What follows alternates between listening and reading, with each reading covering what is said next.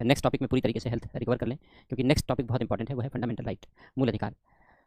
तो मूल अधिकारों मूल इसके बाद जो 3-4 टॉपिक हम लोग लगातार पढ़ेंगे, मूल अधिकार, नीति निर्देशक तत्व, मूल कर्तव्य, संविधान संशोधन, ये बेहद इंपॉर्टेंट टॉपिक है। तो फिलहाल नागरिकता के विषय में हम लोग चर्चा कर लेते हैं, बता देते हैं आपको नागरिकता है क्या। नागरिकता, सिटीजनशिप। तो कॉन्स्टिट्यूशन में जो नागरिकता का भाग है, सिटीजनशिप का पार्ट है, वो है भाग 2,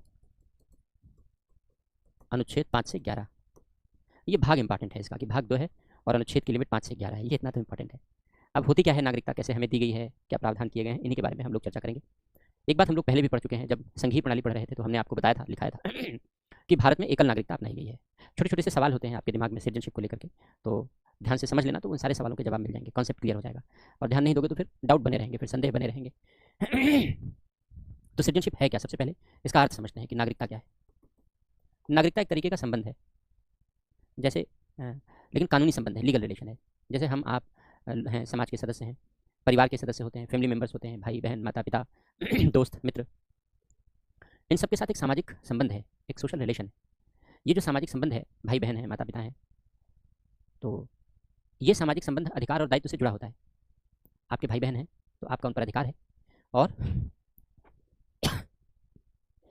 सॉरी और उनके प्रति आपके दायित्व भी हैं, उनके प्रति आपकी जिम्मेदारियां भी हैं, दोनों बातें।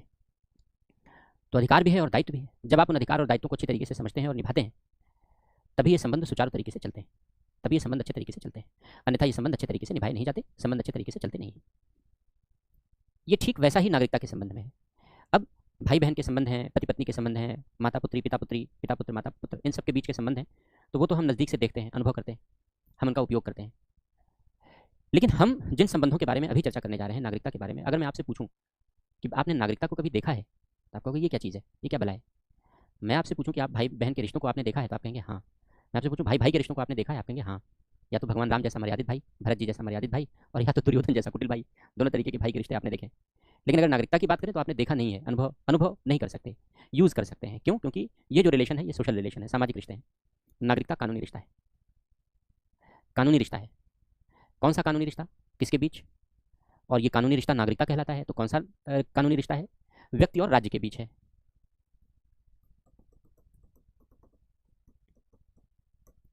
विधिक संबंध है, आपके और आपके देश के बीच। राज्य मतलब देश, यहाँ पर कॉन्सेप्ट के रूप में राज्य को देश लिखते हैं, देश को राज्य लिखते हैं, हमने बताया। व्यक्ति और राज्य के बीच कानूनी रिश्ता है। व्यक्ति हम आप सभी, और राज्य मतलब देश, हमारा हमारे देश के साथ एक कानूनी रिश्ता है। आपका आपके देश के साथ, इस देश के साथ, इस देश में रह रहे हैं, इस देश के साथ एक कानूनी रिश्ता है। और ये कानूनी रिश्ता क्या कहलाता है? ये कानूनी रिश्ता नागरिकता कहलाता है। तो नागरिकता व्यक्ति और राज्य के मध्य कानूनी संबंध, विधिक संबंध। हमने आपको बताया कि जब संबंधों की बात करते हैं तो संबंध अधिकार और दायित्व से जुड़े होते हैं। तो स्वाभाविक सी बात है कि यहाँ भी अधिकार और दायित्व होंगे। तो यहाँ अधिकार और दायित्व कौन से हैं? इन संबंधों में भी कुछ महत्वपूर्ण बातें होंगी, कुछ तत्व होंगे। क्या तत्व होंगे? पहला, राज्य नागरिक को कुछ अधिकार देता है जो अन्य को नहीं देता।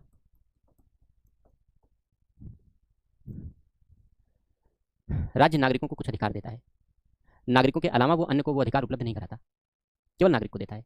जैसे नौकरी पाने का अधिकार, आर्टिकल 16 का अधिकार केवल नागरिकों को है, आर्टिकल 15, 16, 19, 29, 30। संसद का चुनाव लड़ने का अधिकार, विधानसभा का चुनाव लड़ने का अधिकार, राष्ट्रपति बनने का अधिकार, प्रधानमंत्री बनने का अधिकार, वोट देने का अधिकार, ये केवल हमें मिले हैं, अन्य को नहीं। अन्य कौन है? अन्य है एलियंस, विदेशी, जो हमारी धरती पर हैं। भारत की ही धरती पर एक तो भारत के नागरिक हैं, हम और आप हैं, दूसरे कुछ विदेशी भी हैं, एलियंस भी हैं, जो अमेरिका से आए हैं, यूरोप से आए हैं, भारत भ्रमण करने आए हैं, घूम के चले जाएंगे, लेकिन कुछ दिन तो हैं भारत की धरती पर। या भारत में नौकरी करने आए हैं, एप्पल ने अपने प्रोडक्शन प्लांट लगाए हैं, तो उसमें सारे भारतीयों को ही नौकरी थोड़ी मिली, उसमें अमेरिकन भी हैं नौकरी करने वाले, तो नौकरी कर रहे हैं यहाँ पर। या फिर व्यवसाय कारोबार करने आए हैं। तो भारत की ही धरती पर नागरिक भी रह रहे हैं और विदेशी भी रह रहे हैं। नागरिकता की अवधारणा यह अंतर करती है, यह भेद करती है कि कौन नागरिक है और कौन विदेशी है, ये बताती है। हम आप नागरिक हैं, बाकी लोग विदेशी, यह इस बात को बताती है, दर्शाती है। तो कैसे नागरिकों को कुछ अधिकार मिलते हैं, अन्य को नहीं मिलते? दूसरा, नागरिक राज्य के प्रति कर्तव्य निभाते हैं। जब राज्य हमें अधिकार देता है तो उसके प्रतिफल में हम क्या करते हैं?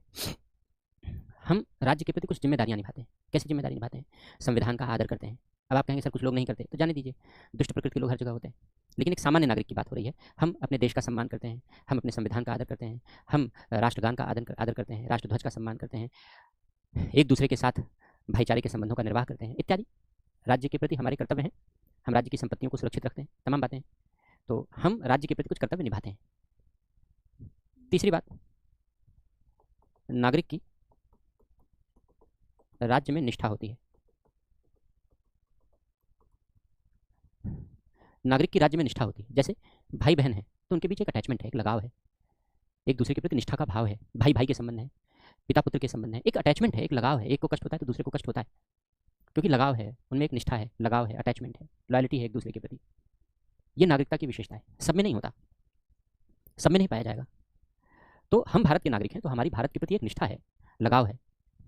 ये बात अलग है कि हमेशा दिखती नहीं है। सैनिकों को देखो तो दिख जाती है, हंसते हंसते प्राणों की आहुति दे देते हैं। भारत माता की जय नारे लगाए। अब मेरे गले में दर्द है, मैं जोर से नारे नहीं लगा सकता, वरना तो ये नारा तो बहुत उत्साह के साथ लगना चाहिए। तो नारे लगाए भारत माता की जय, और उन्हें पता है कि पता नहीं जिंदा वापस आएंगे कि नहीं, लेकिन उन्हें यह पता है कि कईयों को मार के मरेंगे। अगर मरना है, मौत तो एक दिन सबको आनी है, तो आज ही सही, लेकिन मरेंगे भारत माँ की रक्षा के लिए, और कईयों को मार के मरेंगे। कहाँ से ये प्राणोत्सर्ग का प्रण आता है? कहाँ से ये एनर्जी आती है? नागरिकता देती है, निष्ठा, कि हम सब भारत की संतान हैं, भारत माता की संतान है, हम सब भारत के नागरिक हैं, हम अपने देश को माँ मानते हैं। विश्व में कोई ऐसा देश नहीं जहाँ के नागरिक अपने देश को माँ की तरीके से सम्मान दें। हाँ, कुछ देश ऐसे हैं जो पिता की भांति सम्मान देते हैं, यूरोपीय कंट्रीज में है ऐसे, लेकिन हम अपने देश को मातृभूमि कहते हैं और अपनी मातृभूमि के लिए सर कटाने के लिए हमेशा तैयार रहते हैं। ये प्राणोत्सर्ग निष्ठा का ही तो परिणाम है, वरना सैनिक मना करते, बोले नहीं नहीं नहीं नहीं लड़ेंगे, क्यों जान दें? ऐसा नहीं कह सकते, क्यों? क्योंकि निष्ठा है भारत के प्रति, उन्हें भारत माता की रक्षा करनी है, भारत देश को सुरक्षित रखना है उन्हें, इसलिए हंसते हंसते प्राणोत्सर्ग कर देते हैं। निष्ठा का सबसे प्रबल तत्व वहां दिखाई पड़ता है। दूसरा, निष्ठा का प्रबल तत्व दिखता है जब पाकिस्तान से क्रिकेट मैच हो जाए। वैसे तो नहीं दिखता, हम भारत के खिलाफ वक्तव्य भी देते हैं, कहीं भी रहेंगे, सोशल मीडिया का उपयोग करके उटपटांग बोलेंगे, कभी ये नहीं सोचेंगे कि इससे देश की गरिमा कितनी आहत होगी। सरकार के बारे में आलोचना करते करते देश की आलोचना कर जाते हैं, भेद ही नहीं कर पाते। तमाम उतनी बुद्धि भी होनी चाहिए भेद करने की, तमाम बातें। यानी हम सामान्य दशा में राज्य के प्रति निष्ठा भले ना निभा रहे हों, देश में गंदगी फैलाने में कोई संकोच नहीं करते, क्योंकि निष्ठा है तो साफ सुथरा रखना पड़ेगा। लेकिन एक समय अगर पाकिस्तान के साथ मैच हो जाए तो निष्ठा दिख जाती है। अक्सर मैंने देखा है क्लास में बच्चों को मुझसे कह देते हैं, सर क्लास छोड़ दीजिए, आज मैच देखना है। अब ये क्रिकेट प्रेम नहीं है आपका, ये देश प्रेम है। क्रिकेट के प्रति लगाव नहीं है। क्रिकेट के प्रति लगाव होता तो न्यूजीलैंड और वेस्ट इंडीज का भी मैच देखते कि कैसे खेल रहे हैं। क्रिकेट के प्रति लगाव नहीं, लगाव देश के प्रति, और वो भी केवल एक, पाकिस्तान के विरुद्ध जब मैच होने लगे तब। क्यों? क्योंकि पाकिस्तान से हारते हुए अपने देश को देखना नहीं चाहते। क्यों? चिर प्रतिद्वंदी रहा है हमारा, बिना मतलब हमले करते रहा है। तो निष्ठा का तत्व प्रबल होता है वहाँ, निष्ठा का तत्व दिखाई पड़ता है वहाँ। तो निष्ठा है हमारे अंदर, चाहे निगेटिव तरीके से जगे चाहे पॉजिटिव तरीके से जगे, लेकिन है। पॉजिटिव तरीके से जग जाए तो क्या कहना है, भारत स्वर्ग हो जाएगा और हम लोग स्वर्गवासी हो जाएंगे, तो देश उन्नत कर जाएगा अगर सब में पॉजिटिव निष्ठा जग जाए तो। लेकिन कुछ ऐसे लोग हैं जो हमेशा देश को पीछे खींचने की कोशिश करते रहते हैं तरह तरह के आधारों पर। तो मैं आपको समझा रहा था कि निष्ठा की नागरिकता व्यक्ति और राज्य के बीच का एक कानूनी संबंध है। हर संबंध अधिकार और दायित्व से जुड़े होते हैं, निष्ठा पाई जाती है। इसलिए यहाँ भी राज्य अधिकार देता है नागरिकों को, बाकी को नहीं देता, और नागरिक राज्य के प्रति कर्तव्य निभाते हैं, और नागरिकों की राज्य के प्रति एक निष्ठा होती है, या नागरिकों की राज्य के प्रति एक लगाव होता है, एक अटैचमेंट होता है। यही नागरिकता की अवधारणा है। क्यों नागरिकता की अवधारणा बनाई गई है? नागरिकता की अवधारणा इसलिए बनाई गई जिससे कि वहाँ रह रहे लोगों के साथ देश का रिश्ता संबंध परिभाषित किया जा सके, और जो उनके अपने लोग हैं, नागरिक अपने लोग माने जाते हैं ना, तो जो उनके अपने लोग हैं उनके लिए कुछ विशेष रियायतें, कुछ विशेष प्रावधान दिया जा सके। तो लाभ क्या है नागरिकता के? लिखो, एक एक पॉइंट लिखा देता हूँ। लिखो नागरिकता के लाभ, लिखो पहला पॉइंट लिखो, कुछ मूल अधिकार केवल नागरिकों को प्राप्त है।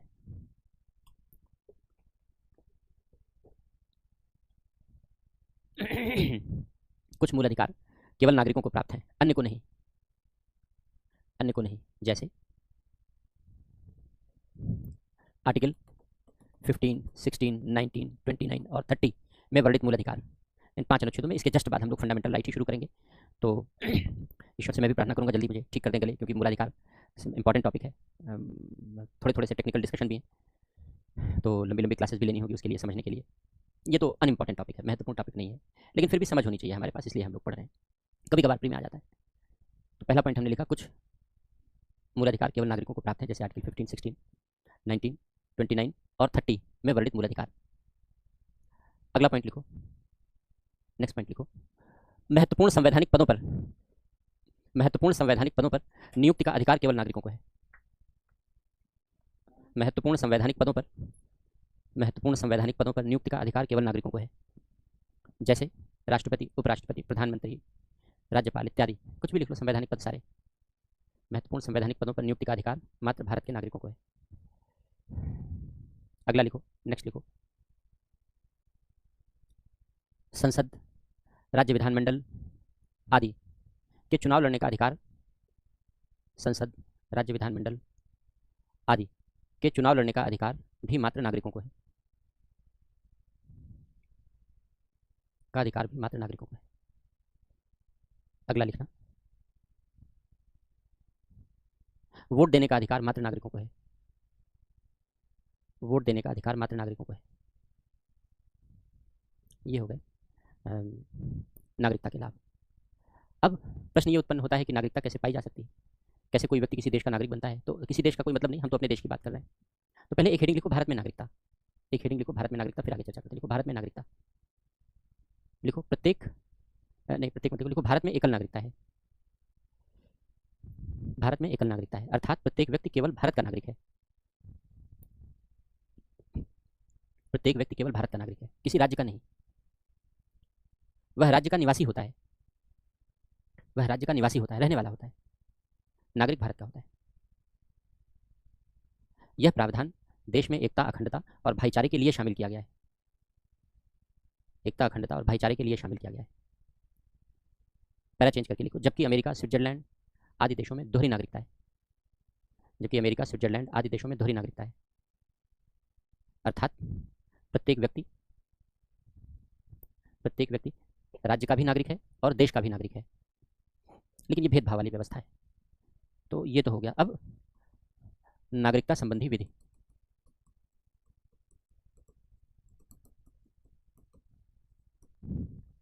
हेडिंग लिखो, नागरिकता संबंधी कानून।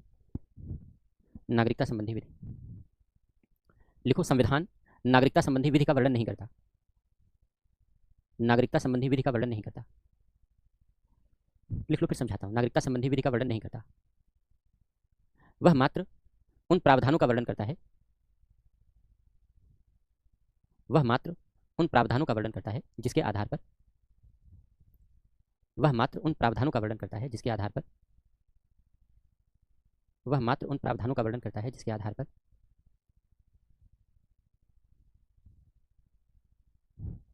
किसी व्यक्ति को संविधान लागू होते समय भारत का नागरिक माना गया। किसी व्यक्ति को संविधान लागू होते समय भारत का नागरिक माना गया। पैरा चेंज करके लिखो, संविधान का अनुच्छेद 11 संसद को यह अधिकार देता है कि संविधान का अनुच्छेद 11 संसद को यह अधिकार देता है कि वह नागरिकता प्राप्त करने और त्यागने के संबंध में विधि बनाए। वह नागरिकता प्राप्त करने और त्यागने के संबंध में विधि बनाए।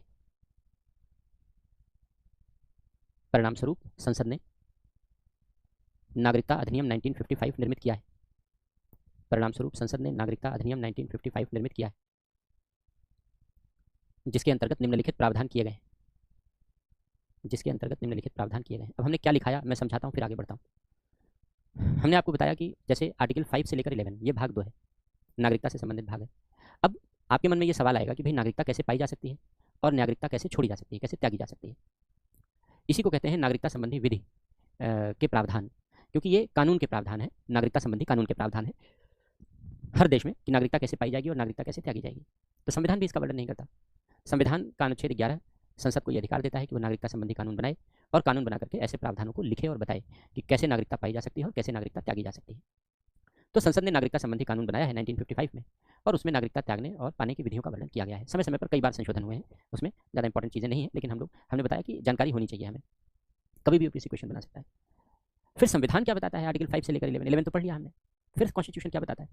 कॉन्स्टिट्यूशन ये बताता है कि जब हमारा संविधान लागू हुआ तो किन्हें भारत का नागरिक माना जाएगा, क्योंकि संविधान स्वतंत्रता के बाद ही देश में बड़ी तेजी से माइग्रेशन शुरू हुआ।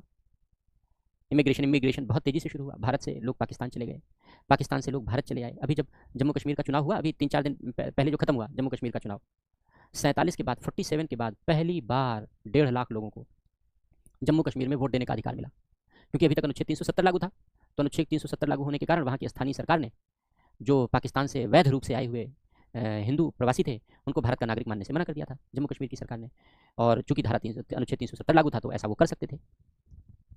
तो 75 सालों तक वोट नहीं दे पाए वो लोग, वोट देने के अधिकार से वंचित रखा गया। अभी जब आर्टिकल 370 खत्म हुआ, आर्टिकल 370 खत्म होने के बाद भारत के कानून जम्मू कश्मीर पर लागू हुए, तब जाकर के 1.5 लाख से ज़्यादा लोगों को वोट देने का अधिकार मिला। ऐसे बहुत सारे समुदाय थे जम्मू कश्मीर में जिनको सरकारी नौकरी करने का अधिकार नहीं था, सरकारी स्कूलों में उनके बच्चों को एडमिशन लेने का अधिकार नहीं था। इस तरीके की भेदभाव यानी अनुच्छेद 14 की धज्जियां उड़ाई जाती थी आर्टिकल 370 जब तक था तब तक, समता के अधिकार की। लेकिन अब नहीं हो सकता, क्योंकि अब बराबर तरीके से लागू हो गया। तो नागरिकता यह सुनिश्चित करती है कि नागरिकों के साथ एक जैसा व्यवहार हो, एक जैसा बर्ताव। तो बहुत सारे लोग भारत से पाकिस्तान गए 1947 में, बहुत सारे लोग पाकिस्तान से भारत आए। तो इस आवाजाही में बहुत सारे लोग यूरोप चले गए भारत से, बहुत सारे लोग यूरोप से लौट आए, भारत में बस गए। तो इस आवाजाही में किनको भारत का नागरिक माना जाएगा और किनको भारत का नागरिक नहीं माना जाएगा, केवल इस बात का स्पष्टीकरण भाग 2 में दिया गया। बाकी के लिए कहा गया कि भाई संसद कानून बनाकर तय करे कि नागरिकता कैसे मिलेगी और कैसे त्यागी जाएगी। अब जो नागरिकता के ये प्रावधान है कि भारत से पाकिस्तान जाने वाले, पाकिस्तान से भारत आने वाले, अब ये बातें पुरानी हो गई। 75 साल बीत गए, स्वतंत्रता मिले हुए, संविधान लागू हुए 70 साल से अधिक बीत गए। तो ऐसी दशा में अब ये प्रावधान हमारे लिए बहुत रेलेवेंट नहीं रह गए। जो उस समय जन्मे थे उनकी उम्र 70-75 साल हो चुकी है, तो वे प्रावधान बहुत रेलेवेंट नहीं रह गए। इसलिए मैंने कहा कि नागरिकता से प्रश्न बनने की संभावना बेहद कम रहती है, क्योंकि ये प्रावधान अब हमारे लिए रेलेवेंट नहीं है, प्रासंगिक नहीं है, उपयोगी नहीं है।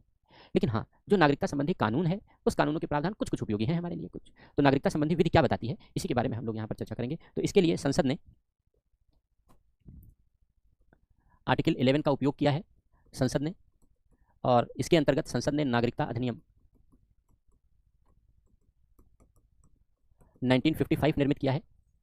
और इस नागरिकता अधिनियम 1955 में 2 बातें बताई हैं, नागरिकता प्राप्त करने के तरीके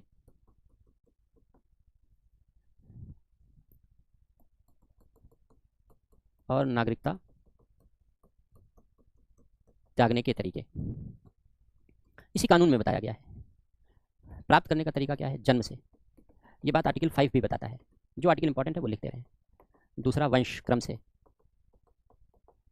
तीसरा पंजीकरण से, चौथा देशीयकरण द्वारा, पांचवा किसी राज्य क्षेत्र के भारत में विलय द्वारा। इसी तरीके से नागरिकता त्यागने के तरीके हैं। पहला स्वेच्छा से त्याग, अपनी मर्जी से, रिनंसिएशन। दूसरा पर्यवसान, इसका मतलब है स्वयं समाप्त हो जाना, टर्मिनेट हो जाना, टर्मिनेशन, स्वयं समाप्त हो जाए। तीसरा वंचित किया जाना, डिप्राइवेशन।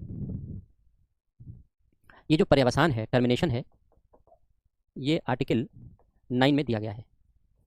तो 3 आर्टिकल कुल मिला के इंपॉर्टेंट हैं, 5, 9 और 11। ये बस इन सब में, बाकी इंपॉर्टेंट नहीं है आपके लिए, जानना बाकी जरूरी नहीं है। 3 को जान लो बस, काम हो गया।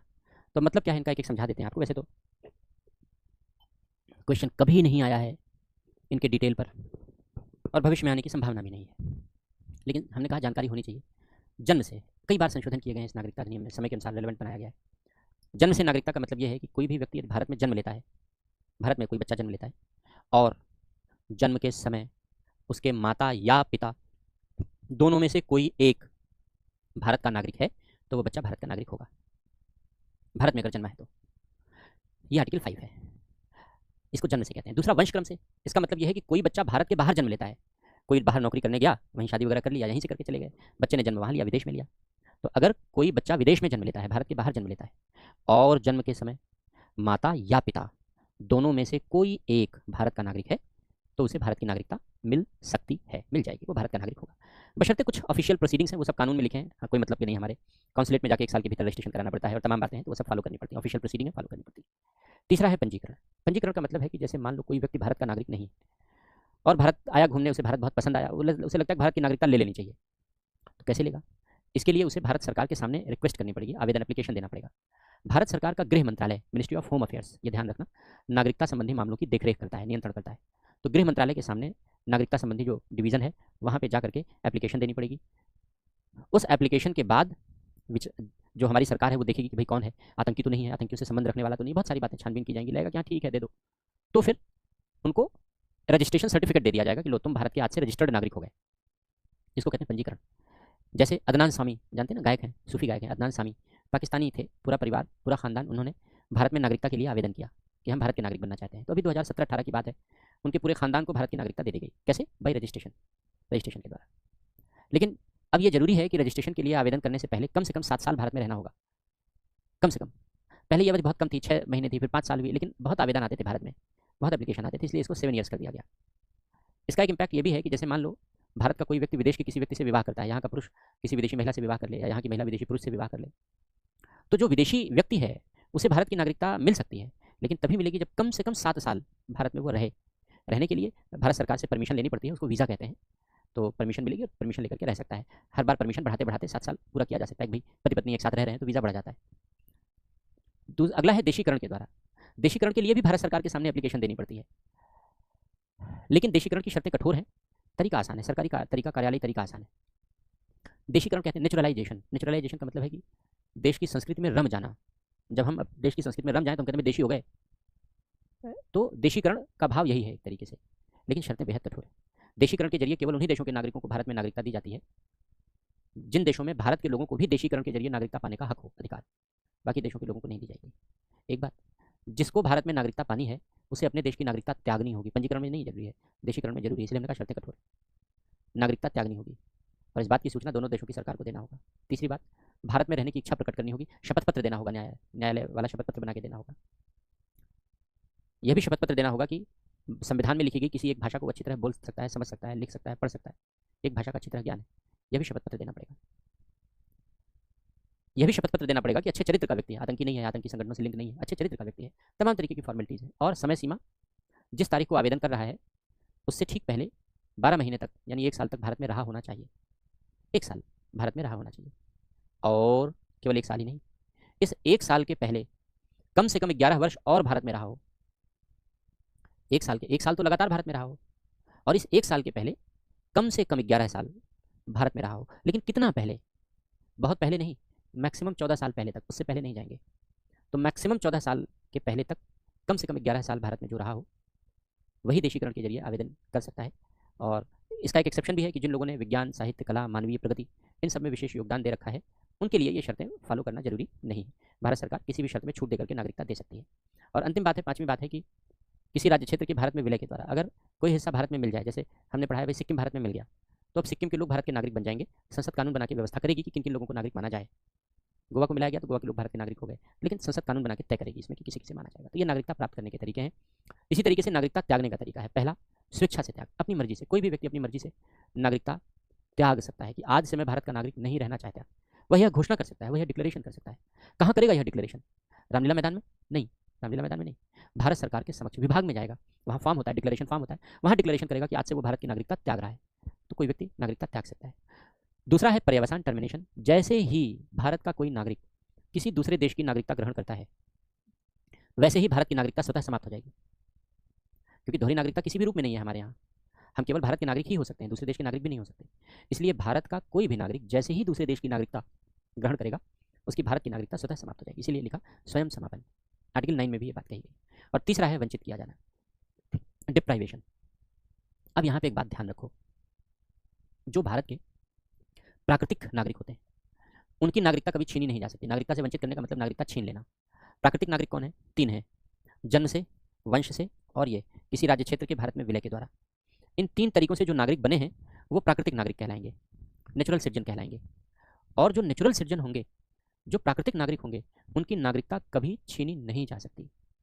उनकी नागरिकता कभी नहीं छीनी जा सकती जो प्राकृतिक रूप से भारत के नागरिक होंगे। नागरिकता केवल उन्हीं की छीनी जाएगी जिन्होंने पंजीकरण या देशीकरण के जरिए नागरिकता पाई है, यानी भारत के व्यक्ति नहीं थे, बाहर के थे, बाद में नागरिकता ली है, केवल उन्हीं की नागरिकता छीनी जा सकती है। बाकी लोगों की नागरिकता नहीं छीनी जाएगी। जन्म से, वंशक्रम द्वारा, किसी राज्य क्षेत्र के भारत में विलय के द्वारा, यानी जितने भी नेचुरल सिटीजन है, प्राकृतिक नागरिक हैं, उनकी नागरिकता नहीं छीनी जा सकती। अब आप कहेंगे मान लीजिए उन्होंने कोई अपराध कर दिया तो उन्होंने किसी की हत्या कर दी तो, उन्होंने देशद्रोह कर दिया तो अगर उन्होंने देशद्रोह कर दिया, हत्या कर दी, तो उनकी जिंदगी छीन लेंगे, न्यायालय उनको मृत्युदंड दे देगा, उनकी जिंदगी छीनी जा सकती है, नागरिकता छीनी नहीं जा सकती। ये बात मैं आपको अंडरलाइन करके बता रहा हूँ, बल देकर बता रहा हूँ। क्यों? क्योंकि पिछले 2 4 6 वर्षों में ये बड़ा, क्योंकि हर क्लास में बच्चे मुझसे सवाल पूछते हैं, तो आपका सवाल आने से पहले मैं आपको ये बात क्लास में बता देना चाहता हूँ, पिछले क्लासेस के अनुभव के आधार पर, कि आपके मन में ये संशय नहीं होना चाहिए। जो समाचार पत्रों में लिखा गया, जो कुछ लोगों के द्वारा बोला गया, वो सब कुछ भ्रामक है, तथ्यहीन है, उसमें कोई तथ्य नहीं, कोई तर्क नहीं। नागरिकता छीनी ही नहीं जा सकती। जिंदगी छीन लेंगे हम, मृत्युदंड दे देंगे, फांसी की सजा दे देंगे, नागरिकता नहीं छीन सकते। किसी ने देशद्रोह किया तो हम भारत की नागरिकता नहीं छीन सकते, मृत्युदंड दे देंगे, जिंदगी छीन लेंगे। किसी ने दूसरे की हत्या की, नागरिकता नहीं छीन सकते हम, मृत्युदंड दे देंगे, जिंदगी छीन लेंगे, नागरिकता नहीं छीन सकते। ये कानूनी रूप से बड़ा विलक्षण प्रश्न है, ये बड़ी विलक्षण सी बात है, लेकिन वही बात है, जो पढ़े लिखेगा वही समझेगा, जो पढ़ा लिखा होगा वो समझेगा, जो कम पढ़ा लिखा होगा उसको समझ में ये बात नहीं आएगी, जो कम पढ़ा लिखा होगा उसको ये बात समझ में नहीं आएगी। और ज़्यादातर हमारे देश में लोग समझदार कम है, कम पढ़े लिखे लोग ज़्यादा हैं, इसलिए इस देश के लोगों में ये भ्रम पैदा करना काफ़ी आसान है कि तुम्हारी नागरिकता छीन ली जाएगी। कभी नहीं छीनी जा सकती, जिंदगी छीनी जा सकती है, नागरिकता नहीं। इससे बड़ी बात मैं और बता भी नहीं सकता आपसे, कि जिंदगी छीनी जा सकती है, नागरिकता नहीं। नागरिकता केवल 2 लोगों की छीनी जा सकती है। कौन 2 लोग हैं? जो पहले कभी भारत के नागरिक नहीं थे, उन्होंने भारत सरकार के सामने आवेदन किया, एप्लीकेशन दी, और उस एप्लीकेशन पर विचार करते हुए भारत सरकार ने उनको भारत का नागरिक बनाया। ऐसे कौन लोग हो सकते हैं? 2 कैटेगरी के लोग हो सकते हैं, पंजीकरण वाले और देशीकरण वाले, बस केवल 2 कैटेगरी के लोग हो सकते हैं। जो कभी पहले भारत के नागरिक नहीं थे और उनको भारत की नागरिकता बाद में मिल गई है, केवल ऐसी 2 कैटेगरी के लोग हैं जिनकी नागरिकता छीनी जा सकती है। हमारी, आपकी नहीं। हम लोग जन्म से हैं, या वंशक्रम द्वारा हैं, या राज्य क्षेत्र के भारत में विलय के द्वारा है, हम लोग की नागरिकता नहीं छीनी जा सकती, केवल 2 कैटेगरी के लोगों की। कब? वो भी शर्त है जब उन्होंने पंजीकरण या देशीकरण के जरिए नागरिकता पाने में कोई फ्रॉड किया है, फर्जी डॉक्यूमेंट दे दिया है, फर्जी डिटेल दे दी है, कोई फ्रॉड किया है, पहली बात। दूसरी बात, संविधान का निरादर किया है। हम संविधान के निरादर करने जो नेचुरल सिटीजन है, तो हमको सजा मिल सकती है, नागरिकता नहीं छीनी जाएगी। लेकिन पंजीकरण और देशीकरण वाले लोग, यानी जो भारत के नागरिक पहले नहीं थे, बाद में उन्होंने नागरिकता ली है, उनका संविधान का निरादर करने पर नागरिकता छीनी जा सकती है। तीसरा, अगर भारत का किसी दूसरे देश के साथ युद्ध चल रहा है और उन्होंने शत्रु देश की सहायता की है। चौथी बात, अगर न्यायालय ने 5 साल के भीतर, नागरिकता पाने के 5 साल के भीतर कम से कम 2 साल के लिए उन्हें दंडित कर दिया है, अथवा बिना भारत सरकार को सूचित किए हुए नागरिकता पाने के बाद, पंजीकरण या देशीकरण के जरिए नागरिकता पाने के बाद बिना भारत सरकार को सूचित किए हुए, बताए हुए लगातार 7 वर्षों से, 7 ईयर से बाहर रह रहे हो, तो नागरिकता छीनी जा सकती है। बस केवल 2 लोगों की, बाकी की नहीं। और वे 2 लोग वे हैं जो कभी भारत के नागरिक नहीं थे, बाद में उन्होंने नागरिकता ली। तो ये नागरिकता प्राप्त करने और त्यागने के तरीके हो गए। डिटेल पे क्वेश्चन नहीं आता, इसलिए हम उसको लिखा नहीं रहे हैं, समझा दिया मैंने आपको। अब यहाँ पर 2-3 प्रश्न नागरिकता को लेकर के और भी है। एक बड़ा ज्वलंत प्रश्न है आपके सामने, CAA, सिटीजनशिप अमेंडमेंट एक्ट, नागरिकता संशोधन अधिनियम। ये जो CAA है, ये नागरिकता अधिनियम 1955 में संशोधन है, कई बार संशोधन किया गया नागरिकता अधिनियम में। जो लेटेस्ट अमेंडमेंट है, लेटेस्ट संशोधन है, वो 2019 का है। इस 2019 के अमेंडमेंट में ये कहा गया कि 3 देश, अभी आपने बांग्लादेश देखा, बांग्लादेश, पाकिस्तान और अफगानिस्तान, जो भारत के नज़दीक 3 इस्लामिक देश हैं, और इन इस्लामिक देशों से जो लोग धार्मिक प्रताड़ना के शिकार हुए, धार्मिक शोषण, धार्मिक प्रताड़ना के शिकार हुए, और धार्मिक प्रताड़ना का शिकार होने के नाते उन्होंने भारत में प्रवेश की अनुमति मांगी। तो चूंकि ये इस्लामिक देश हैं, तो जाहिर सी बात है गैर इस्लामिक लोगों को धार्मिक आधार पर प्रताड़ित किया गया, तो इसलिए जितने भी गैर इस्लामिक थे केवल उन्हीं को शामिल किया गया, हिंदू, सिख, बौद्ध, ईसाई, जैन, पारसी। तो ये लोग धार्मिक रूप से प्रताड़ित रहे हैं इन तीनों देशों में भी। देखो शेख हसीना की सत्ता जाने के बाद किस तरीके से, आप लोगों ने हो सकते हैं वीडियो देखे हो, हमने तो देखा, बड़ा विभत्स वीडियो, कि लोगों की पहचान कर रहे हैं कि ये आदमी हिंदू है कि नहीं, हिंदू है तो मारो, नहीं तो मत मारो, कपड़े उतारे जा रहे हैं पहचान करने के लिए, मारने के लिए। तो बड़े विभत्स विभत्स वीडियो आए, बड़े डरावने वीडियो। तो इन देशों में धार्मिक रूप से जो लोग प्रताड़ित किए गए, आपने भी देखे होंगे वीडियो, घटनाएं देखी होंगी, तो धार्मिक रूप से जो लोग प्रताड़ित किए गए, उन लोगों को अगर वे भारत में आए हैं, उन्होंने शरण ली है, वैध शरण ली है, वैध, लीगल। और वैध शरण कैसे ली है? 31 दिसंबर 2014 से पहले आए हैं भारत, एक बात। दूसरी बात, जो पासपोर्ट अधिनियम है और विदेशी अधिनियम है, इन दोनों अधिनियम के अंतर्गत भारत सरकार द्वारा उन्हें छूट दे दी गई है। भारत में प्रवेश के दौरान भारत सरकार ने उन्हें पासपोर्ट अधिनियम और विदेशी अधिनियम के अंतर्गत छूट प्रदान की है। ऐसे लोग यदि भारत में नागरिकता के लिए आवेदन करना चाहें तो आवेदन कर सकते हैं। उन्हें नागरिकता देने के लिए जो कठोर शर्तें हैं उनमें छूट दे दी जाएगी। जो 11 साल की अवधि थी, 1+11 वर्ष है, वो 1+5 वर्ष रह जाएगा। अभी नेचुरलाइजेशन में पढ़ा था ना हमने कि कम से कम 11 वर्ष उन्हें भारत में रहना होगा, तभी वो 1 साल लगातार आवेदन करने से पहले और उस 1 साल से पहले कम से कम 11 साल 14 वर्षों के भीतर भारत में रहे हों, तभी आवेदन कर पाएंगे।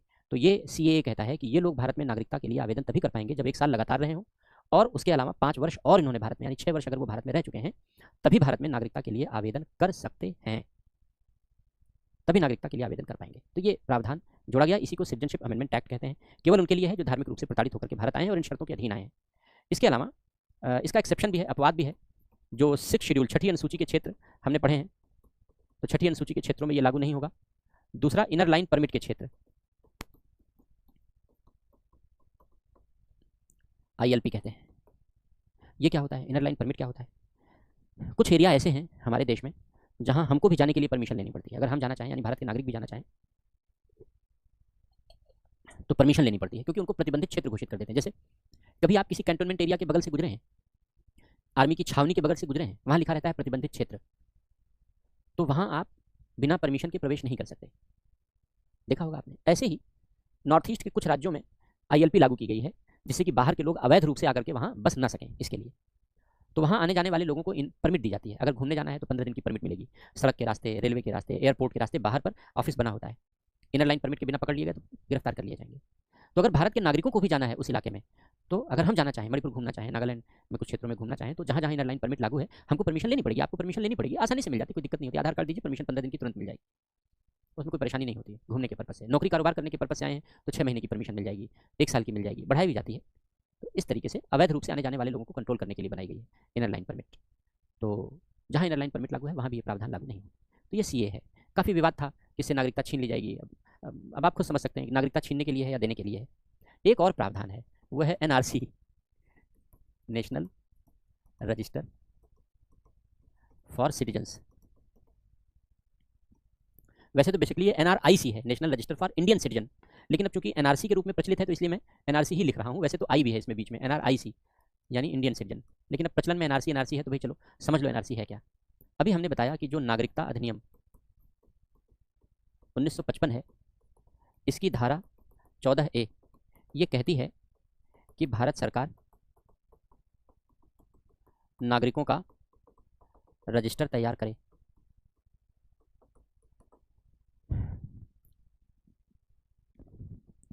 नागरिकता अधिनियम अभी हमने पढ़ा, उसी नागरिकता अधिनियम के आधार पर ही नागरिकता पाई जाती है और नागरिकता त्यागी जाती है। इसी नागरिकता अधिनियम की धारा 14A में लिखा गया है कि भारत सरकार को अपने नागरिकों का एक रजिस्टर तैयार करवाना चाहिए, जिसमें उसके नागरिकों के नाम दर्ज होने चाहिए, क्योंकि आधार और पैन तो सबका बन जाता है। जो सरकार ने डेटा पेश किया उच्चतम न्यायालय में, 5000 से ज़्यादा रोहिंग्याओं को जम्मू कश्मीर में लाके बसाया गया। अब सोचो, आए कहाँ से? म्यांमार के रास्ते, नॉर्थ ईस्ट के रास्ते, बसाए कहाँ गए? जम्मू कश्मीर में। और उनके पास आधार भी मौजूद, पैन कार्ड भी मौजूद, राशन कार्ड भी मौजूद, राशन भी ले उठा रहे हैं, यहीं के लोगों का हक मार रहे हैं। और वहीं जम्मू कश्मीर के जो मूल निवासी हैं, 1.5 लाख लोगों को वोट देने का अधिकार नहीं, वहाँ की सरकार का निर्णय, रोहिंग्याओं को लाके बसा दिया, उनके वोटर आईडी कार्ड बनवा दिए। और जो जम्मू कश्मीर के मूल निवासी हैं, सन 47 से रहे हैं, उनको वोट देने का अधिकार नहीं। गजब की व्यवस्था। ये व्यवस्था नहीं, ये अव्यवस्था है, देश को नष्ट करने वाली अव्यवस्था है। बिना राजनीतिक संरक्षण के तो बनेगा नहीं। इतना मास नंबर, इतनी बड़ी संख्या में Aadhaar card, PAN card, ration card नहीं बन सकते बिना पॉलिटिकल प्रोटेक्शन के, बिना राजनीतिक साजिश के, बिना राजनीतिक संरक्षण के। 1-2 कहीं को बनने हो तो बात समझ में आती है। तो ऐसे परिवेश में अभी उत्तर प्रदेश में लखनऊ से लगा हुआ एक रायबरेली जिला है, उस रायबरेली जिले में, जिले की ग्राम पंचायत में 1 साल में 19,000 लोगों के बर्थ सर्टिफिकेट जारी कर दिए गए। एक गांव में 19,000 लोग पैदा हो गए 1 साल में। शंका हुई इस आंकड़े को देख करके, जांच किया गया तो पाया गया कि सारे विदेशियों के फर्जी सर्टिफिकेट 19,000 बनाए गए हैं कि उनका जन्म इसी गांव में हुआ है। अब चूंकि चीज़ें ऑनलाइन हो रही हैं, रजिस्टर ऑनलाइन रजिस्ट्रेशन में पकड़ा गए वो जो ग्राम प्रधान थे, ग्राम सचिव थे, पंचायत सचिव थे, लेखपाल थे, सब पुलिस उठा के ले गई, वहाँ सब जेल में बंद है इस समय। यानी फर्जी नागरिकता का सर्टिफिकेट बांटने, रिश्वत दीजिए और नागरिकता का सर्टिफिकेट लीजिए। तो सारे जो घुसपैठिए हैं उनको तो हम ऐसे सर्टिफिकेट बांट देंगे। तो हमें भारत सरकार, चूंकि घुसपैठ भारत सरकार के लिए एक बड़ी विषम समस्या रही है आज़ादी के बाद से ही। ये माना जाता है कि 5 लाख करोड़ से ज़्यादा घुसपैठिए भारत में मौजूद हैं अभी भी। लेकिन अब उस विषय पर मैं नहीं जाना चाहता, घुसपैठ के विषय पर, वो एक अलग विषय है। लेकिन ये बात सच है, सभी स्वीकार करते हैं कि भारत की सीमाएं चूंकि खुली हैं, बांग्लादेश की सीमा, म्यांमार की सीमा खुली है, इसलिए अवैध रूप से घुसपैठ होती है। हमारे इलाके में तो जितने भी दिल्ली में जो कूड़े उठाने वाले आते हैं वो सब एक भी इंडियन नहीं है, सब बांग्लादेशी हैं। वो हिंदी समझते भी, उनमें से 1-2 महिलाएं तो ऐसी हैं जो हिंदी समझ लेती हैं, बोल तो बिल्कुल नहीं सकती वो, बोल ही नहीं सकती। पुरुष भी ऐसे हैं कि वो टूटी फूटी हिंदी बोलते हैं, पता लग जाता है कि वो यहाँ के नहीं है। साफ तौर पे मैं तो देश की राजधानी दिल्ली की हालत बता रहा हूँ। तो ऐसी दशा में जब बड़े पैमाने पर ये घुसपैठ हो रही है तो उस घुसपैठ को कंट्रोल करना पड़ेगा, और उसके लिए ये आर्टिकल 14 ये कहती है कि नागरिकों का एक रजिस्टर भारत सरकार तैयार करे। यही एनआरसी है। अब आप मुझसे पूछोगे सर इसका इतना विरोध क्यों हुआ, और लोगों ने ये कहा कि भाई इससे तो लोगों की नागरिकता छिन जाएगी। अब आप खुद सोच के बताओ कि क्या ये आपकी नागरिकता छीनेगा? और नागरिकता तो छीनी नहीं जा सकती ना, ये तो मैंने आपको बता दिया। अगर कोई ये कहता है कि नागरिकता छीन ली जाएगी तो वो मूर्ख है, क्योंकि नागरिकता तो छीनी ही नहीं जा सकती। केवल 2 लोगों की छीनी जा सकती है, पंजीकरण और देशीकरण। बाकी तो नागरिकता किसी की छीनी नहीं जा सकती, नंबर 1। और नंबर 2, एनआरसी में नागरिकता छीनने का कोई क्लॉज नहीं है, केवल नागरिकता देने का क्लॉज है, एक रजिस्टर मेंटेन करने का क्लॉज है। हाँ, उन्हें चिंता जरूर है, नागरिकता उनकी जरूर जाएगी जिन्होंने अवैध तरीके से भारत में घुसपैठ की है, अवैध तरीके से उन्होंने आधार कार्ड पैन कार्ड बनाए हैं और रह रहे हैं, और ये बात लीगली प्रूव्ड है कि फर्जी आधार, फर्जी पैन, फर्जी राशन कार्ड, फर्जी वोटर कार्ड देश में बने हैं, क्योंकि ऐसे मामले हमेशा प्रकाश में आते रहते हैं। तमाम जिलों में एफआईआर दर्ज है और मुकदमे चल रहे हैं ऐसे लोगों को अरेस्ट करके। तो ये बात लीगली प्रूव्ड है कि फर्जी आधार, फर्जी पैन, फर्जी वोटर आईडी कार्ड, फर्जी दस्तावेज तैयार किए गए हैं। तो इसलिए नागरिकता का रजिस्टर तैयार करना जरूरी है। अब आपके मन में एक सवाल ये भी होगा कि क्या इसमें फर्जीवाड़ा नहीं हो सकता? अगर ऐसा है तो जरूर करने की कोशिश की जा सकती है, लेकिन अगर इसका मॉडस ऑपरेंडी यानी लागू करने का तौर तरीका हम और बेहतर बना दें तो गुंजाइश नहीं रह जाएगी, बिल्कुल नहीं रह जाएगी। तो यही एनआरसी है। सीएए और एनआरसी 2 सबसे विवादित प्रावधान थे। हमने आपको कॉन्सेप्ट समझाया है, बाकी आप इसका समर्थन करोगे, आप इसका विरोध करोगे, ये आपकी मर्जी है। मैं नहीं कह रहा हूँ कि आप समर्थन करो, मैं नहीं कह रहा हूँ कि आप विरोध करो। मैंने केवल कॉन्सेप्ट बताया और इसकी आवश्यकता बताई कि सीए की आवश्यकता क्या थी और इसका कॉन्सेप्ट क्या है, एनआरसी की आवश्यकता क्या थी और इसका कॉन्सेप्ट क्या है। डिसीजन आप पर है, मर्जी आपकी है कि आप क्या डिसीजन इस बारे में लेते हैं, क्या जजमेंट आप इस बारे में करते हैं। तो यही नागरिकता से संबंधित प्रावधान है जो हम लोगों ने चर्चा की। क्वेश्चन कभी नहीं पूछे गए। जब सीए और एनआरसी खूब चर्चा के केंद्र में था तब भी क्वेश्चन नहीं आए, हालांकि ऐसा लगता था कि शायद क्वेश्चन पूछे जाएंगे, लेकिन चूंकि आवश्यकता से अधिक विवादित था तो शायद यूपीएससी ने दूरी बनाए रखना ही उचित समझा, तो क्वेश्चन तो नहीं आए हैं। तो ये नागरिकता के बारे में हम लोगों ने चर्चा की। उम्मीद है नागरिकता का ये जो कॉन्सेप्ट है आपको समझ में आया होगा। एग्जाम के नजरिए से बहुत इंपॉर्टेंट पार्ट नहीं है, लेकिन एक समझ के नजरिए से हमारे लिए आवश्यक था। इसके बाद फिर जो अगला टॉपिक है वो फंडामेंटल राइट है, मूल अधिकार है। मूल अधिकार टेक्निकल टॉपिक है, मैं शुरू से ही बता रहा हूँ कि वो तकनीकी डिस्कशन है, टेक्निकल डिस्कशन है। कहने में जितना अच्छा लगता है कि हमारे अधिकार हैं, पढ़ने में उतना ही तकनीकी है और लाभ लेने में उतना ही टेक्निकल है, क्योंकि भारतीय संविधान वकीलों का स्वर्ग। ये बात आपको जब फंडामेंटल राइट पढ़ेंगे तो आपको ये बात बखूबी समझ में आ जाएगी कि क्यों है वकीलों का स्वर्ग। हमारे अधिकार और हम ही नहीं ले पाते हैं आसानी से, हम ही को नहीं मिल पाते हैं आसानी से, पापड़ बेलने पड़ते हैं हमें हमारे अधिकार के लिए। तो वो फंडामेंटल राइट का चैप्टर है, हम लोग उसके बारे में चर्चा करेंगे, लेकिन नया टॉपिक है तो नए दिन से चर्चा करेंगे। आज वैसे तो मैंने सोचा था कि 2 दिन में और छुट्टियाँ करूँगा, क्योंकि फीवर तो ठीक हो गया पूरी तरीके से, लेकिन गला बिल्कुल साथ नहीं दे रहा है कि लगातार बोला जाए, बातचीत की जाए, लेक्चर लिए जाए, वो भी तेज़ आवाज़ में तो मैं बोल ही नहीं सकता इस समय। तो लेकिन फिर भी छुट्टियाँ ना हो आपकी, इसलिए छोटी छोटी क्लासेस करके हमने कंटिन्यू किया है। बाकी होपफुली जल्दी ठीक हो जाएंगे तो पूरी लंबी लंबी क्लास लेंगे आपकी 2.5 घंटे की, तब 2 के बजाय 2.5 कर लेंगे, आधे घंटे और बढ़ा लेंगे। तो कोशिश करेंगे फंडामेंटल राइट से ही इसको और बढ़ा लें 2.5 घंटे। तो क्वेश्चन आंसर भी हम लोग आगे ले लेंगे, आपके बाद में ले लेंगे। आज की क्लास को हम लोग यहीं पर समाप्त करते हैं, नागरिकता के चैप्टर को। बाकी प्रियम्बल के क्वेश्चन ले लेंगे, और प्रियम्बल के क्वेश्चन के साथ हम लोग, इनके इससे क्वेश्चन ज़्यादा आते नहीं हैं, और जो भी 1-2 आए होंगे वो भी ले लेंगे, और बाकी फिर हम लोग फंडामेंटल राइट की चर्चा की शुरुआत करेंगे। तो आज के लिए हम लोग लेक्चर को यहीं पर समाप्त करना चाहेंगे, और शेष फंडामेंटल राइट हम लोग फिर नए दिन से शुरू करेंगे। फ्रेश टॉपिक है, हमने पहले बताया टेक्निकल नेचर का है, तो कल से फंडामेंटल राइट की शुरुआत होगी। Thank you.